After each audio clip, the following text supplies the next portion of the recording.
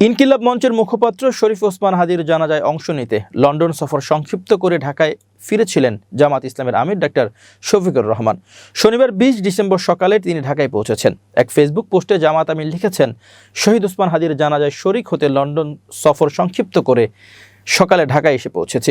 আলহামদুলিল্লাহ, বিমানবন্দর থেকে সরাসরি গিয়েছি শহীদ ওসমান হাদিকে এক নজর দেখার জন্য। তার পরিবারের সদস্যদের সঙ্গে কথা হয়েছে, কিন্তু এমন শোকের মুহূর্তে সান্ত্বনা দেওয়ার মতো ভাষা আমার জানা নেই। মহান আল্লাহ এই পরিবারকে এবং দেশবাসী সবাইকে সবরে জামিল দান করুন। তিনি আরও লিখেছেন, শহীদ ওসমান হাদি কোনো দল বা মতের নন, তিনি এই দেশের সার্বভৌমত্বের প্রতীক। আমি সবাইকে আহ্বান জানাই, আজ তার জানাজায় দলমতের ঊর্ধ্বে উঠে দলে দলে অংশগ্রহণ করুন। ডাক্তার শফিকুর রহমান লিখেছেন, দেশের এই বীর সন্তানকে সর্বোচ্চ সম্মান জানানো আমাদের সবার দায়িত্ব। তার স্বপ্নের বাংলাদেশ বিনির্মাণের দায়ভারও আমাদের সবার। সবশেষে তিনি লিখেছেন, শহীদ ওসমান হাদি হোক আমাদের ঐক্যের প্রতীক। আল্লাহ রাব্বুল আলামিন তার শাহাদাত কবুল করুন এবং তাকে জান্নাতুল ফিরদাউসের মেহমান হিসেবে কবুল করুন, আমিন। অন্যদিকে বিএনপির ভারপ্রাপ্ত চেয়ারম্যান তারেক রহমানের স্ত্রী ডাক্তার জোবাইদা রহমান লন্ডনের উদ্দেশ্যে রওনা দিয়েছেন শনিবার সকাল 8:30টার দিকে। তিনি ঢাকা ত্যাগ করেন।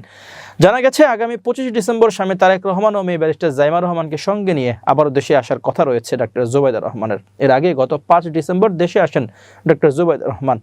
দেশে পৌঁছেই তিনি হাসপাতালে চিকিৎসাধীন বিএনপির চেয়ারপারসন ও সাবেক প্রধানমন্ত্রী খালেদা জিয়াকে দেখতে সরাসরি এভার কেয়ার হাসপাতালে যান। প্রসঙ্গত, গত 23 নভেম্বর থেকে রাজধানীর এভার কেয়ার হাসপাতালে চিকিৎসাধীন আছেন বেগম খালেদা জিয়া। তার পাশে থাকা এবং চিকিৎসায় সহায়তার জন্য ডাক্তার জোবাইদা লন্ডন থেকে ঢাকায় আসেন।